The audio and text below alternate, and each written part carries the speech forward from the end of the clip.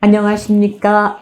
맥모닝 상담소입니다. 우리가 사는 일은 왜 이렇게 크고 작은 근심이 많고 구질구질한 일도 많고 그래도 우리가 이렇게 잘 살아가는 것은 또 우리 삶 속에 기쁨이 있고 희망이 있기 때문이 아닌가 하는 생각이 듭니다. 자, 우리 또 가톨릭 영성심리 상담소장이신 홍성남 신부님의 유쾌한 이야기를 들으면서 오늘 또 우리 구질구질한 삶을 좀 쫙 펴보죠. 예. 자, 신부님하고 나누는 이야기 중에 우리가 뭐를 못한다, 한다, 이런 거는 아니지만 이렇게 좀 거창하게 생각할 수도 있고 좁혀서 생각할 수 있는데 요즘은 정말 사는 일이 걱정이 많아요. 우리나라 이렇게 해서도 괜찮을까? 또 정말 우리들의 생각이 이렇게 정말 극과 극을 향해서 도저히 좁혀지지 않고 이렇게 평행선으로 가도 되는 것인가? 여러 가지로 걱정이 많습니다. 한국 사회가 거의 내전 상태다. 네. 그렇게 얘기하는 분들도 있고, 그래서 화해를 시켜야 된다. 이렇게 주장하는 분들도 있는데, 네. 사실은 제가 볼 때 한국 사회는 지금 성장통을 겪고 있다라는 생각이 드는 거예요. 인간이 성장할 때는 아프잖아요. 아직도 성장통을. 아직도 멀었어요. 아직도. 아이고야. 네, 저는 다른 나라들 많이 다녀봤는데, 한국 사회는 아직도 더 가야 돼요. 갈 길이 아직 멀었어요. 일단 지금 이 문제는 만나서 화해를 하고 그런 단계가 아니고 성장통을 겪고 있는 거예요. 네. 근데 내면적으로 성장을 할 때에도 사람의 마음 안에서 성장에 저항하는 세력이 있어요. 새롭게 살고 싶은데 안에서 그거를 방해하는 것들이 있어요. 그게 밖에서 있는 게 아니라 내 안에도 내 안에서도 있고. 네. 그러니까 성장의 과정에는 항상 성장하고 싶은 욕구와 그거를 막는 욕구가 같이 갈등을 빚어요. 그러니까 이거를 이겨내야지만 그 다음 단계로 넘어가는 거예요. 네. 그러니까 이렇게 생각하시면 돼요. 내가 산에 올라가는데 올라가다 보면 이렇게 힘든 걸 왜 올라가 내려가지 하는 생각이 올라와요. 그렇죠. 그런 생각들이 사회가 바뀔 때에도 내면이 바뀔 때도 똑같이 나온다는 것이죠. 그러니까 내려가서 편안하게 살지 이렇게 사서 고생해 이런 소리들은 그게 이제 성장을 방해하는 소리들인데 네. 그거를 물리치는 게 굉장히 힘들어요. 그걸 이제 성장통이라고 하는데 제가 볼 때 지금 한국 사회에는 이렇게 생각이 다른 사람들끼리 싸우는 게 아니라 성장하고 싶은 사람과 다시 과거를 회개하고 싶은 집단 간의 갈등이다라고 보는 거예요. 네. 그러니까 성장통이다. 네. 그렇게 생각되는데 어쨌건 한국 사람들의 입장에서는 굉장히 에너지가 많은 민족이에요. 그렇죠. 역동적이죠. 그렇죠. 네. 그래서 계속해서 성장하는 쪽으로 지향을 하고 있기 때문에 네. 지금의 갈등은 그렇게 오래 갈 것 같지 않다라는 생각이 들고요. 네. 또 어떤 동남아시아 아이가 그런 얘기를 했다고 그래요. 한국은 정치적으로 혼란스럽다. 어떻게 역대 대통령을 다 탄핵시킬 수가 있다. 그런 얘기를 했다 그래요. 네. 그런데 북한 생각하면 어떨까요? 북한의 김정은이 탄핵이 될까요? 그렇죠. 어림도 없죠. 그렇죠. 네. 그럼 탄핵당하지 않고 김일성, 김정일, 김정은까지 내려왔어요. 그럼 민주국가인 거예요? 아니죠. 네. 그러니까 남북한은 전혀 다르요 시스템이. 그런데 대통령을 매번 바꿔치우는 남쪽이 훨씬 성장이 빨라요. 네. 동남아시아에 있는 아이들은 거의 독재국가 아이들이 많아요. 네.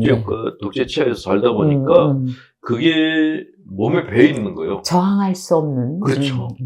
그러니까 저항을 하면 미얀마처럼 완전히 그냥 군부가 박살을 내버리고 이번에 미얀마 신부 하나도 죽었더라고요. 네.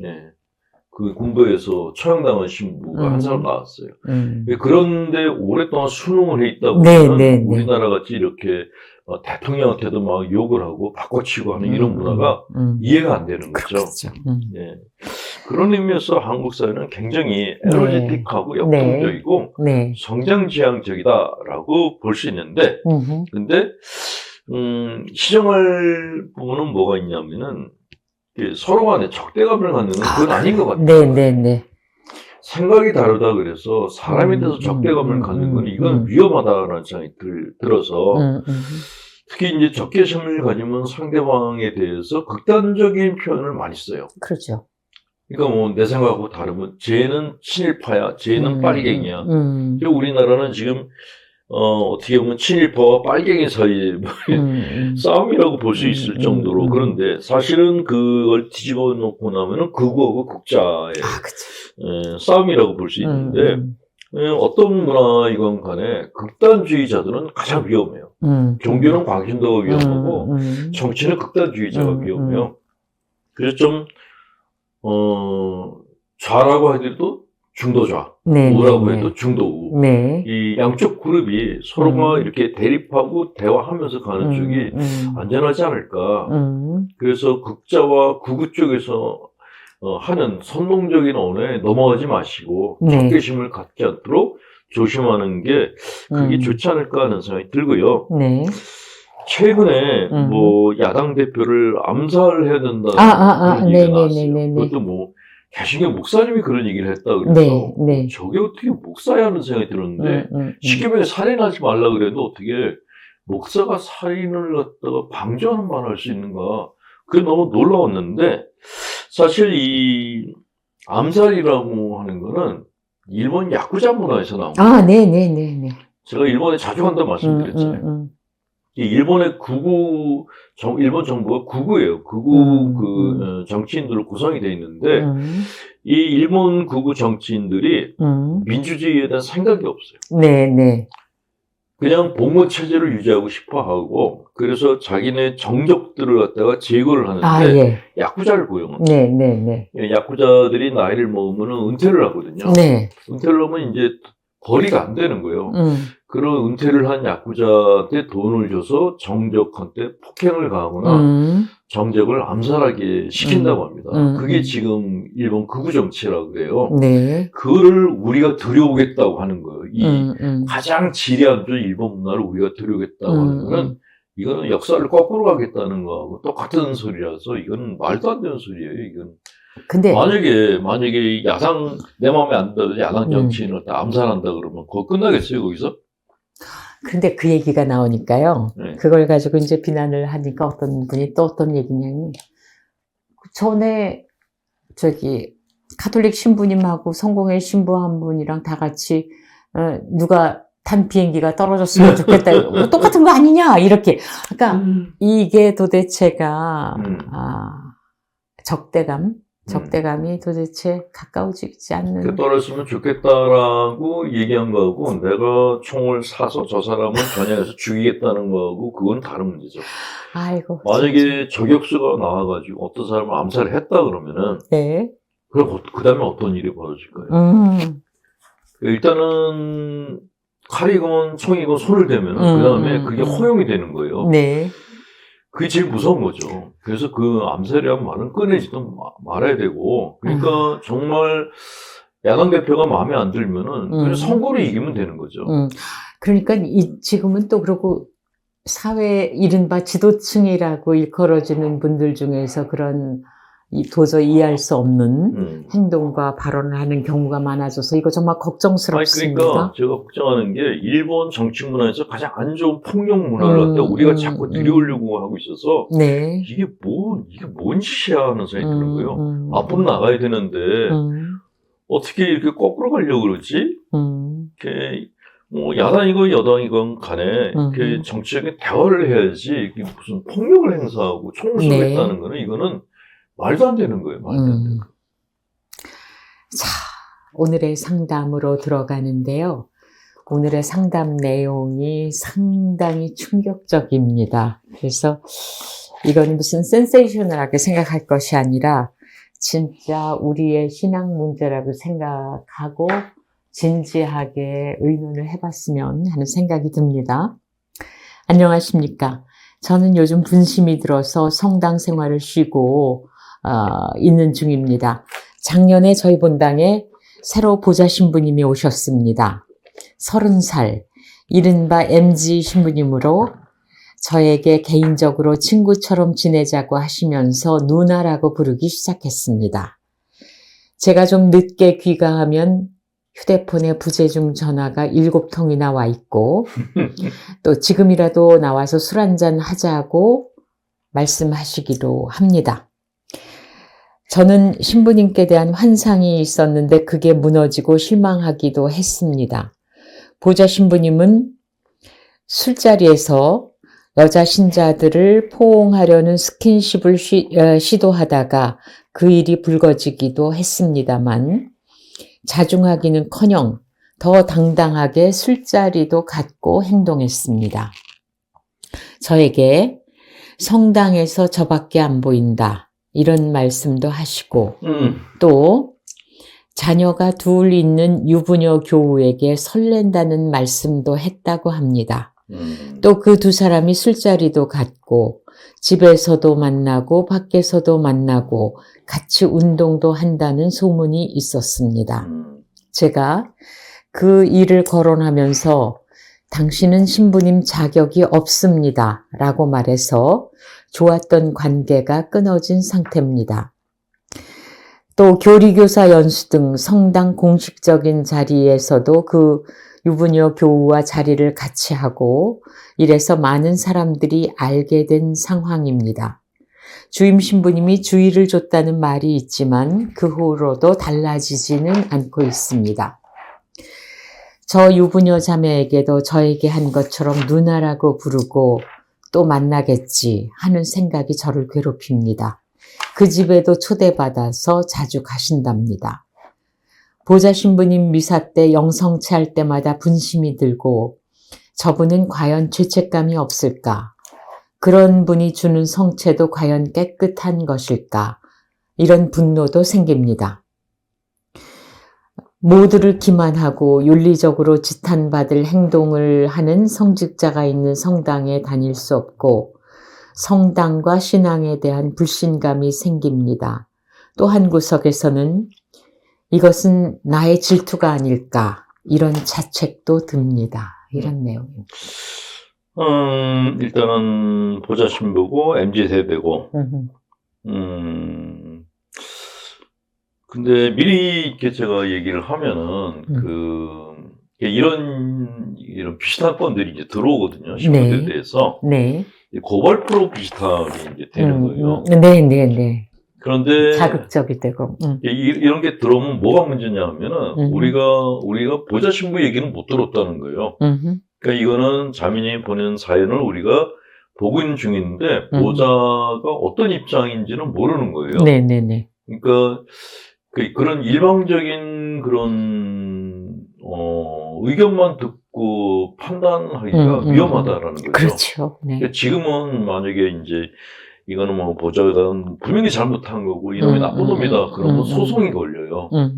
근데 그래서 이렇게 그런 시시비비를 가리는 거는 여기서 하는 게 아니고 제가 그럴 권한도 없고요. 그런 거에 대한 판단은 교구에서 교구장님들이 하시는 거지 저같이 이제 상담 신부가 하는 거는 아니에요. 그래서 가끔 상담 사연으로 우리 신부님 문제가 있는데 어떻게 생각하냐 이런 거는 곤란해요. 보내시면은 제가 어떻게 말해야 될지 모르겠고 제가 지난번에 말씀드렸지만 여기서는 사연을 보내주신 분의 문제점에 대해서 제가 얘기를 해드리는 거예요. 네. 근데 다행히 자매님이 보좌의 문제와 자기 문제가 뭐냐라고 질문하셔서 그래서 이제 상담 사연으로 이제 뽑아서 쓰는 건데 일단 자매님이 가지고 있는 자기만의 문제가 뭐였냐 하면은 처음에 그 새 신부들이 오면은 신자분들이 굉장히 큰 기대를 가져요. 그렇죠. 성인 신부고 모두에게 다 잘해주고 거룩하고 뭐 영적이고 이런 기대치를 가져요. 네. 근데 그건 기대치를 가졌는데 이게 아니야. 그러면 이만큼 걸었던 기대치가 이렇게 떨어져요. 네. 그 이만큼이 분노로 바뀌는 거예요.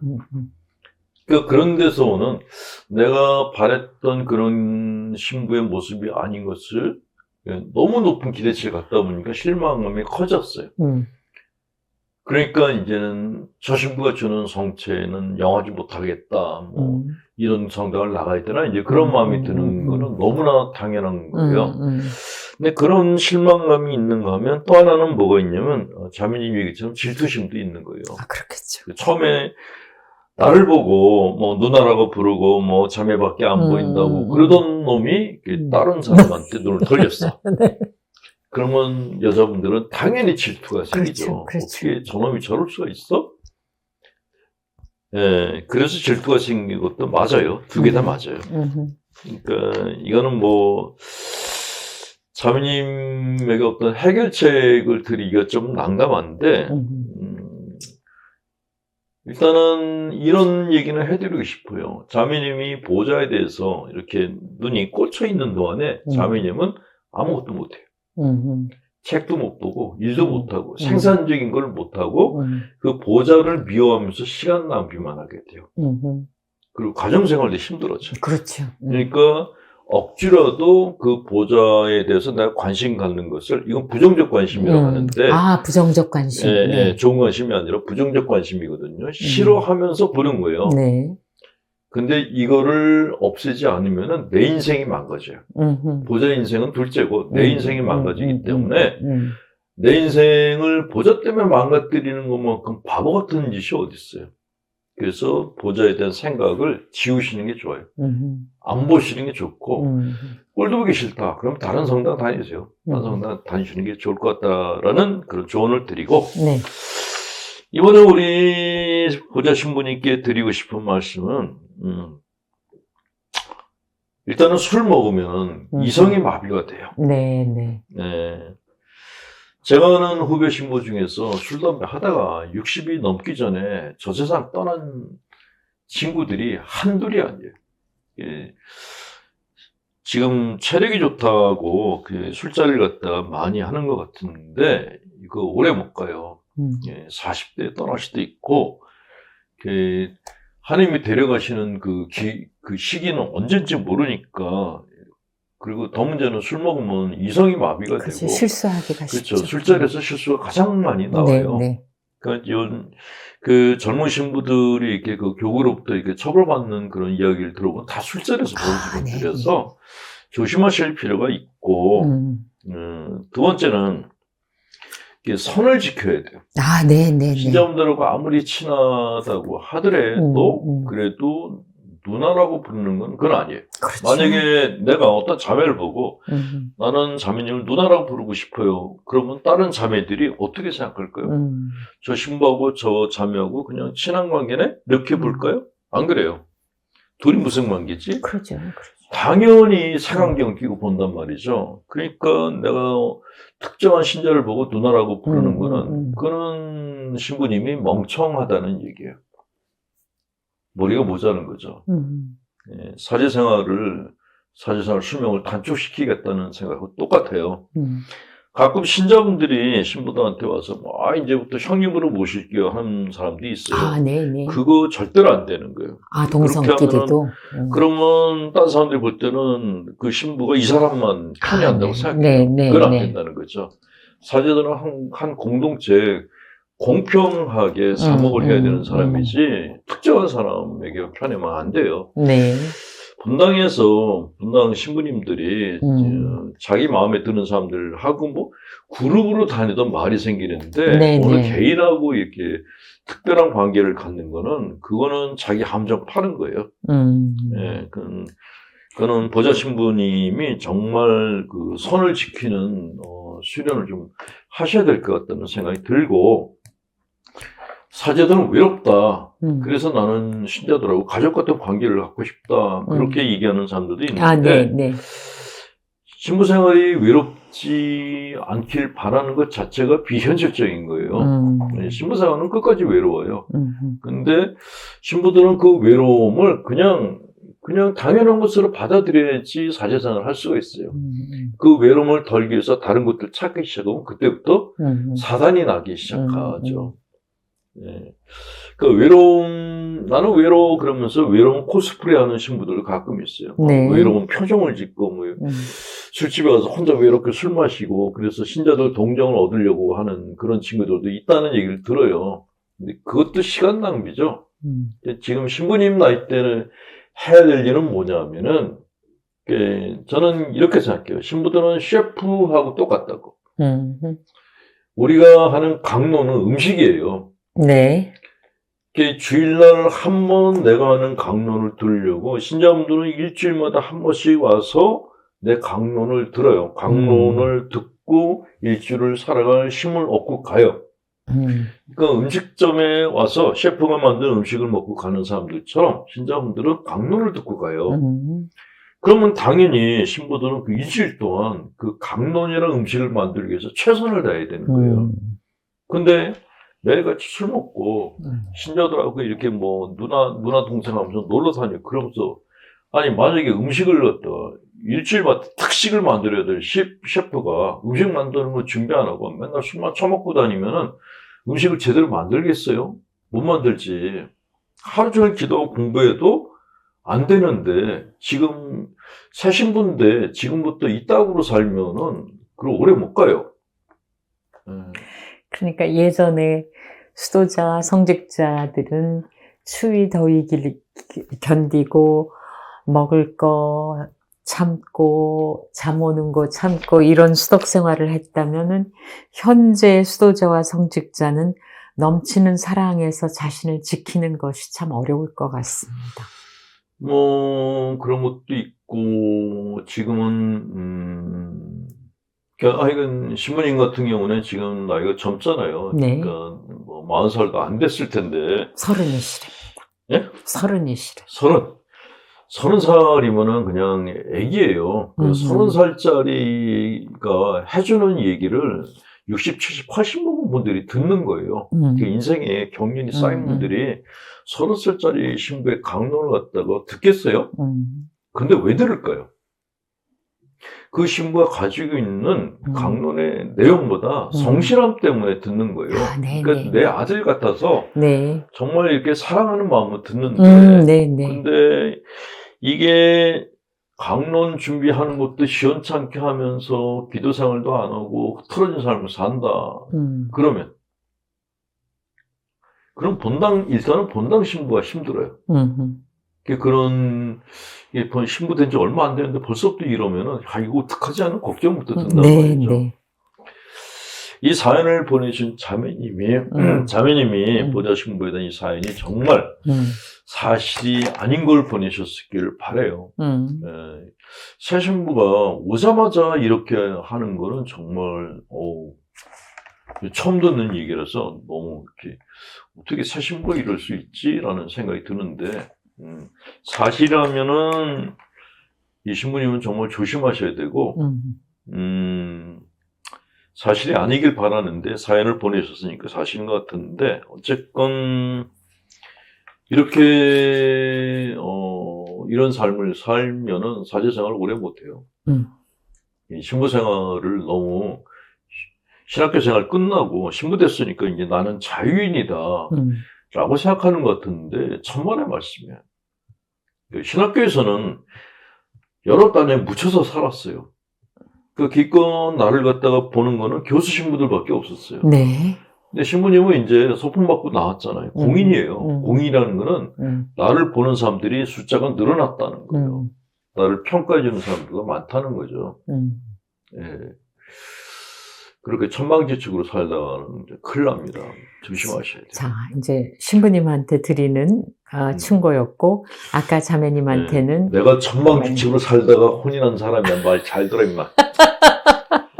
네, 자매님한테서는 이제 그 관심을 끊고. 끊어야죠. 신앙생활을 다시. 그렇게 이렇게 얘기한다고 보좌가 바뀔 것도 아니고 자기 시간만 낭비하는 건데. 차라리 공부 열심히 하고 기도 많이 하는 그런 신부를 찾아가서 거기서 그쪽에서 계시는 게 나아요. 지난번에 수녀님 얘기 또 사무미사 때 상처받은 얘기 이게 조회수가 엄청났는데 이번에도 왜 좀 걱정이 됩니다. 지금까지 가톨릭 영성심리상담소장이신 홍상남 신부님과 함께했습니다. 네, 고맙습니다.